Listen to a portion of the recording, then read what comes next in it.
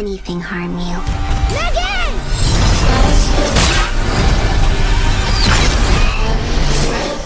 Film की शुरुआत एक फन की कंपनी के कमर्शियल वीडियो से होती है जिनमें एआई रोबोटिक टॉयज के बारे में बताया जाता है। ये टॉयज स्पेशली उन बच्चों के लिए बने हैं जिनकी फैमिली उन्हें बिजी रूटीन होने की वजह से टाइम नहीं देती। ये टॉयज बच्चों के दोस्त और हमदर्द होते हैं। फिर यहाँ पर सीन एक बच्ची पर शिफ्ट होता है जो अपने पेरेंट्स के साथ इतने खराब मौसम में कहीं जा रही थी। इस बच्ची के पास भी वैसा ही एक टॉय था। इतनी बर्फ गिरने की वजह से सामने कुछ भी नजर नहीं आ रहा था। इसी वजह से उस बच्ची की मदर गाड़ी रुकवा देती है, पर तभी सामने से एक गाड़ी आने की वजह से उनका बहुत बुरा एक्सीडेंट हो जाता है। फिर ये सीन यहाँ पर कट हो जाता है और अगले सीन में हम फन की कंपनी में काम करने वाली एक लड़की गैमा को देखते हैं जो अपने कोवर्कर्स के साथ एक न्यू इन्वेंशन पर काम कर रही थी। ये इन्वेंशन कोई पेट या खिलौना नहीं बल्कि इंसानों जैसी दिखने वाली एक रोबोट मेगन है। इसके बारे में इसके बॉस डेविड को भी नहीं पता था, लेकिन एक दिन वो अचानक वहाँ पर आ जाता है। उस रोबोट पे इतना पैसा लगाने की वजह से गैमा को बहुत डांटता है क्योंकि उनके ओपोनेंट कंपनी इन्हीं के जैसे प्रोडक्ट्स बहुत कम पैसों में बना रहे थे। गैमा डेविड का गुस्सा कम करते हुए उसे मेगन का डेमो देने लगती है। अब चूँकि मेगन अभी पूरी तरह से तैयार नहीं थी तो वो ब्लास्ट होकर गैमा का इमेज डेविड के सामने कचरा कर देती है। अब डेविड गुस्से में उसे फ्राइडे तक का टाइम देते हुए एक अच्छा सैंपल लाने का ऑर्डर देकर चला जाता है। अभी गैमा यहाँ पर टेंशन में बैठी ही थी कि उसे एक हॉस्पिटल से कॉल आ जाती है। हमें पता चलता है कि गैमा उस बच्ची सीरी की आंट थी और उस एक्सीडेंट में सिर्फ सीरी ही बच पाई थी। अब सीरी की पूरी कस्टडी उसकी आंट को दे दी जाती है क्योंकि गैमा के अलावा उसका कोई भी रिश्तेदार नहीं था। ये सब इन दोनों के लिए एक बहुत बड़ा चेंज था, लेकिन अब कोई रिश्ता ना होने की वजह से गैमा सीरी को अपने घर ले आती है। पहले वो घर में बिल्कुल अकेले रहती थी, लेकिन अब एक छोटी बच्ची की जिम्मेदारी मिलने की वजह से उसे समझ नहीं आ रही थी कि वह सब कैसे मैनेज करेगी। लेकिन वो अपने सारे इमोशंस को साइड पे रखकर सीरी को घर की फील देने की कोशिश में लग जाती है। पर रात के टाइम सीरी गैमा को एक बेड टाइम स्टोरी सुनाने को कहती है जो उसकी मदर उसे रोजाना सुनाया करती थी। पर गैमा को तो कोई स्टोरी आती ही नहीं थी। फिर भी वो ऐसे तैसे करके सिचुएशन को हैंडल कर ही लेती है और सीरी को सोने का बोलकर अपना काम करने चली जाती है। फिर अचानक उसे सीरी के रोने की आवाजें आने लगती हैं जो उसे दुख तो बहुत देती हैं, लेकिन उसे समझ ही नहीं आता कि वो उसे चुप कैसे कराए। फिर गैमा अपनी दोस्त से बात करती है कि काम का इतना प्रेशर होने के साथ साथ अब उस पर एक बच्ची की जिम्मेदारी भी आ गई है और वो नहीं समझ पा रही कि वो क्या करे। तभी डोर पर बेल होती है और वहाँ पर कोर्ट की तरफ से भेजी हुई थेरापिस्ट आती है जो सीरी के साथ गैमा का बिहेवियर चेक करने आई थी। गैमा का अपने प्रोडक्ट्स और चीजों के लिए इतनी पॉजिटिवनेस थेरापिस्ट के सामने एक नेगेटिव पॉइंट था। सेशन के एंड होने पर थेरापिस्ट गैमा को बताती है कि सीरी के फादर की फैमिली सीरी की कस्टडी लेने को तैयार है। अगर गैमा का यही एटीट्यूड रहा तो उन्हें मजबूरन सीरी की कस्टडी उसके फादर की फैमिली को देनी होगी। इसीलिए अगर गैमा अपनी बहन और उसकी बेटी से प्यार करती है तो उसे जितनी जल्दी हो सके सीरी को नॉर्मल लाइफ की तरफ लाना होगा। थेरापिस्ट से इतनी एडवाइस मिलने के बावजूद गैमा अपनी बिजी रूटीन की वजह से सीरी को बिल्कुल टाइम नहीं दे पाती, जिसकी वजह से सारा दिन ऐसे ही निकल जाता है। उसके बाद सीरी खुद गैमा से बात करने आती है जिस पर गैमा को अपनी गलती का एहसास होता है और वो सीरी से बातें करते हुए उसे अच्छा फील कराने की कोशिश में लग जाती है। इसी दौरान वो उसे अपना रोबोट भी दिखाती है जो रोबोट उसने कॉलेज टाइम में बनाया था। सीरी कहती है कि अगर उसे ऐसा ही एक टॉय मिल जाए तो उसे कभी भी किसी और टॉय की जरूरत नहीं पड़ेगी। ये बात गैमा के दिल पर लगती है और वो दोबारा से मेगन पर काम करना शुरू कर देती है। फाइनली वो डेविड के दिए हुए टाइम में ही मेगन को कंप्लीट कर लेती है और उसका डेमो देने के लिए डेविड को बुलाती है और इसके सामने वो सीरी को मेगन का मास्टर बनाते हुए टाइम गुजारने का कहती है। मेगन सीरी को इतनी अच्छी कंपनी देती है कि उसे इम्प्रेस होते हुए डेविड भी गैमा के इस प्रोजेक्ट को अप्रूव कर देता है। अब उन्हें बस चेयरमैन को राजी करना है ताकि वो मेगन को पब्लिकली सामने ला सके। पर चेयरमैन को मनाने के लिए डेविड गैमा को कहता है कि वो सीरी को भी इस प्रोजेक्ट का हिस्सा बनाए ताकि सीरी मेगन के साथ ज्यादा से ज्यादा टाइम गुजारे और वो चेयरमैन को मना सके और पब्लिक को इसकी अहमियत का बता सके। और फिर क्या था, एक तरफ गैमा और दूसरी तरफ उसकी टीम मेगन में आए रोज नई टेक्नोलॉजी डालने में लग जाते हैं और उसे मजीद एडवांस बनाते जाते हैं। वहाँ सीरी ज्यादा से ज्यादा टाइम मेगन के साथ गुजारने लगती है। गैमा का कहना था कि इस प्रोजेक्ट की मदद से पेरेंट्स का 80% टाइम बच सकता है और वो इसे मजीद प्रोडक्टिव एक्टिविटी में लगा सकते हैं। इसके साथ साथ ये रोबोट बच्चों को बेसिक मैनर्स भी सिखाएंगे जो पेरेंट्स के लाख कहने पर भी बच्चों के दिमाग में नहीं बैठते।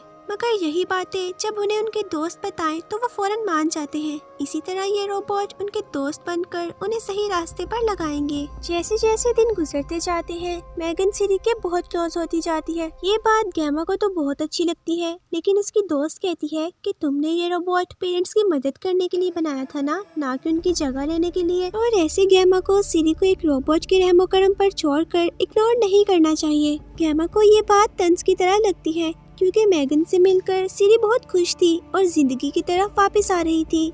मैगन भी ये सब बातें सुन रही थी और अचानक उनसे ये सवाल कर देती है कि सिरी के पेरेंट्स की मौत कैसे हुई। इन सबको लग रहा था कि मैगन अभी ऑफ है। गैमा उसे ऑफ होने का कहती है, लेकिन वो ऑफ भी नहीं होती। उल्टा अजीब इंफॉर्मेशन अपने सिस्टम से निकालते हुए मौत की असलियत खुद ही समझ जाती है। इससे परेशान हुई गैमा उसकी सिरी के बाद मास्टर बनते हुए ये सारी इंफॉर्मेशन इग्नोर करते हुए सिर्फ उस इंफॉर्मेशन पे काम करने के लिए कहती है जिसके लिए उसे बनाया गया है। मैगन को बनाने का मकसद सिरी को फिजिकल और मेंटल पेन से बचाना है।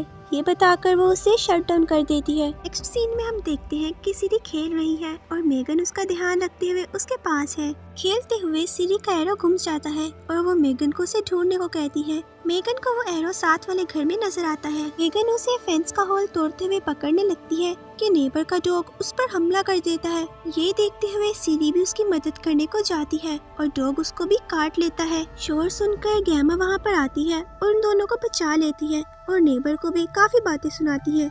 फिर गैमा सिरी को मेडिसिन लगाने के लिए ले जाती है और मैगन वहाँ पर खड़ी नेबर और उसके डॉग को खूंखार नजरों से देख रही होती है।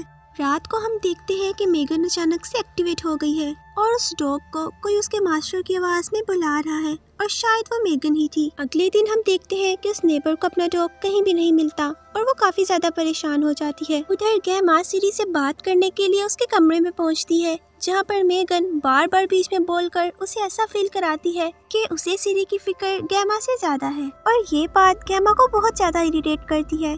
खैर सिरी की तबीयत ठीक होने की वजह से वो सिरी और मैगन को चेयरमैन के सामने डेमो के लिए ले जाती है, जहां हम देखते हैं कि सिरी अपने मॉम डैड को याद करते हुए रोने लगती है और मैगन एक रोबोट होने के बावजूद बहुत से इमोशंस को कंट्रोल करके उसे कंफर्ट करती है, जो कि उसकी प्रोसेसिंग में था भी नहीं। लेकिन इतने दिन इंसानों में रहने की वजह से वो बहुत कुछ खुद ही सीख गई थी। मैगन का इस तरह से सिरी का ख्याल रखना सबके दिलों को छू लेता है और सभी उस प्रोजेक्ट को अप्रूव कर देते हैं। चेयरमैन गैमा की बहुत तारीफ करता है और सिर्फ यही नहीं, वो ये भी कहता है कि एक बार ये प्रोजेक्ट लॉन्च हो जाए वो गैमा की प्रमोशन भी कर देगा। सीन डेविड के असिस्टेंट पर शिफ्ट होता है, जहां हम देखते हैं कि वो गैमा के लैपटॉप से मैगन की सारी इंफॉर्मेशन को चुरा रहा है। और हमने मूवी के स्टार्ट में देखा भी था कि डेविड गैमा पर गुस्सा हो रहा था कि हमारी ओपोनेंट कंपनीज कम बजट में प्रोजेक्ट्स बना रही हैं। तो ये काम डेविड के असिस्टेंट का ही है, जो नमक हरामी करते हुए सारी इंफॉर्मेशन ओपोनेंट कंपनी में पहुंचा रहा है। अगले सीन में हम गैमा को सिरी से बात करने की कोशिश में देखते हैं, लेकिन सिरी को तो गैमा से बात करने में कोई दिलचस्पी नहीं होती, क्योंकि उसका सारा ध्यान तो मैगन में था और गैमा की बहुत कोशिश के बावजूद भी वो 5 मिनट भी उससे सही से बात नहीं कर पाती। फिर थेरापिस्ट उन्हें ऑब्जर्व करने के लिए गैमा के ऑफिस में आ जाती है और सिरी से बात करने की बहुत कोशिश करती है और उससे एक्सीडेंट वाला दिन याद कराकर बहुत ज्यादा इमोशनल कर देती है। सिरी को ऐसा हर्ट देखकर मैगन एक्टिवेट हो जाती है और कन्वर्सेशन के बीच आकर थेरापिस्ट को सिरी को हर्ट करने से मना करती है और कहती है कि उसे ऐसा नहीं करना चाहिए। ये देखकर थेरापिस्ट भी बहुत हैरान हो जाती है, जिसके बाद वो गैमा को समझाती है कि सिरी को इस टॉय के साथ इतना ज्यादा क्लोज नहीं होना चाहिए। जो भी हो, ये है तो एक टॉय ही जो एक ना एक दिन इसे छोड़ जाएगा और फिर सिरी का उससे भी बुरा हाल हो जाएगा, जो हाल उसके पेरेंट्स के चले जाने के बाद सिरी का हुआ था। उसे इस वक्त एक रोबोट की नहीं बल्कि गैमा की अटेंशन की जरूरत थी, जो उसने सिरी को नहीं दी। उसके बाद गैमा सिरी को सब्जियां खाने को कहती है, जिस पर फिर से मैगन बीच में बोलना शुरू कर देती है, जिससे गैमा इरिटेट होकर उसे म्यूट कर देती है और सिरी से स्कूल में एडमिशन के बारे में बात करने लगती है। पर सिरी स्कूल नहीं जाना चाहती थी क्योंकि उसकी मॉम होम स्कूलिंग के हक में थी।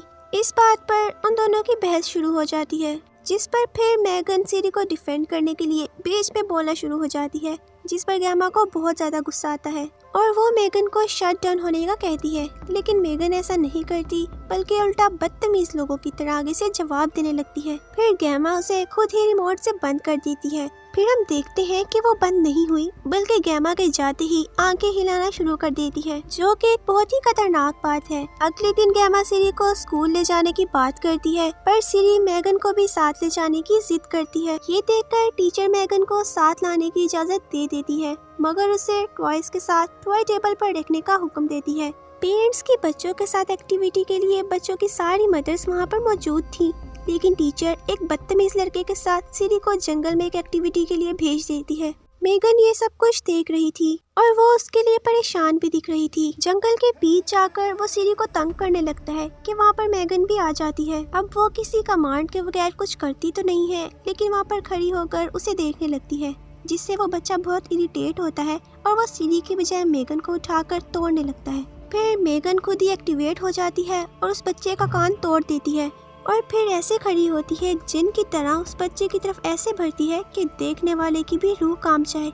बच्चा उसे जान बचाने के लिए भागता है और एक पहाड़ी से गिर जाता है और एक्सीडेंट होने की वजह से उसकी वहीं पर मौत हो जाती है और मेगन बस उसे खड़ी देखती रहती है। घर आकर गैमा सिरी को उस हादसे के बारे में परेशान ना होने का कहती है और उसे तसल्ली देती है। तभी सिरी गैमा को बताती है कि मेगन एकदम खुद ही एक्टिवेट होकर उन दोनों के पास पहुंच गई थी।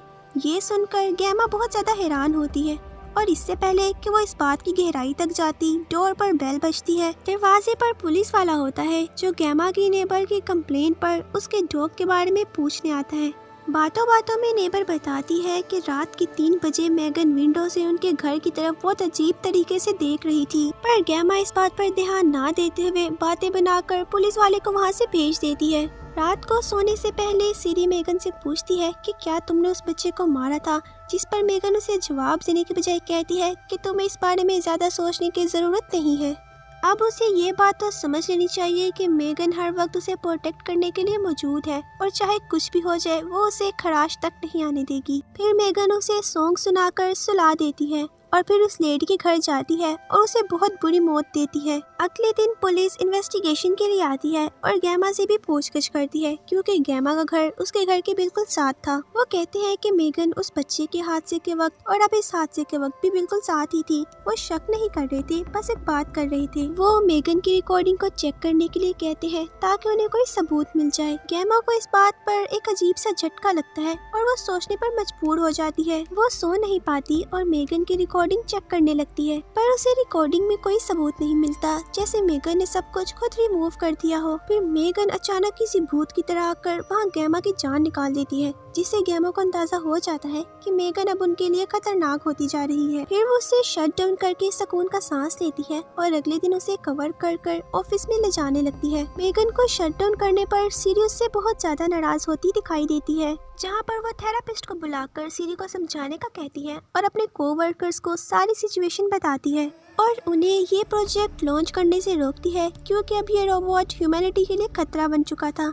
लेकिन उसके कोवर्कर्स उससे एग्री नहीं करते, जबकि वो कोई और रास्ता ढूंढकर मेगन के प्रोग्राम को ठीक करने का कहते हैं, पर गैमा इसके लिए तैयार नहीं होती। आखिरकार वो अपने फ्रेंड्स को कन्विंस कर ही लेती है। अब ये लोग प्रूफ ढूंढने लगते हैं ताकि डेविड को इसे लॉन्च करने से रोक सके। नेक्स्ट सीन में हम देखते हैं कि सिरी के कंट्रोल से बाहर होने की वजह से गैमा उससे बात करने के लिए जाती है, पर सिरी इतनी अग्रेसिव हो चुकी थी कि वो गैमा पर ही हाथ उठा देती है। गैमा इस बात को नेगेटिव लेने की बजाय सिरी से इमोशनल कन्वर्सेशन करते हुए उसे काम डाउन करती है और हमेशा उसका साथ देने के लिए कहती है और फाइनली इन दोनों के दरमियान एक अच्छा बॉन्ड बन जाता है, जिसके बाद वो सिरी को घर ले जाने के लिए निकलती है और पीछे अपने दोस्तों को सारा मसला सुलझाने का कहती है। मेगन को खुद ही एक्टिवेट होते देखते हैं और देखते हैं कि मेगन सभी कोवर्कर्स और डेविड को मारकर खुद ही नीचे आ जाती है। हाँ, डेड बॉडीज देखते हुए लोगों में हलचल मच जाती है और इस बात का फायदा उठाते हुए मेगन वहाँ से निकल जाती है और फिर वो गैमा के घर पहुंचकर गैमा पर हमला कर देती है और बेचारी गैमा अपने ही बनाए हुए रोबोट के हाथों से अपनी जान बचाने की कोशिश में लग जाती है। और यहाँ हम इंसानों के बनाए हुए रोबोट का ऐसा रंग देखते हैं जो हमें रोबोट से बहुत ज्यादा बददिल कर देगा। खैर, गैमा से जितना हो सकता था वो मेगन से फाइट करती है, तभी वहाँ पर सीरी उस रोबोट को ले आती है जो मेगन ने अपने कॉलेज टाइम में बनाया था और उस रोबोट के थ्रू मेगन से फाइट करती है। और फाइनली काफी लंबी फाइट के बाद सीरी और गैमा मेगन का काम तमाम करते हुए सुकून का सांस लेती हैं और बाहर आ जाती हैं। फिर हम देखते हैं कि गैमा के कोवर्कर्स पुलिस के साथ आ गए थे क्योंकि वो मरे नहीं थे, सिर्फ जख्मी हुए थे। और पीछे से हम ये भी देखते हैं कि मेगन अभी ठीक थी और गैमा के घर के कैमरे से सब कुछ देख रही थी। और इसी टेरिफाइंग मोमेंट पे ये मूवी एंड हो जाती है। Thanks for watching.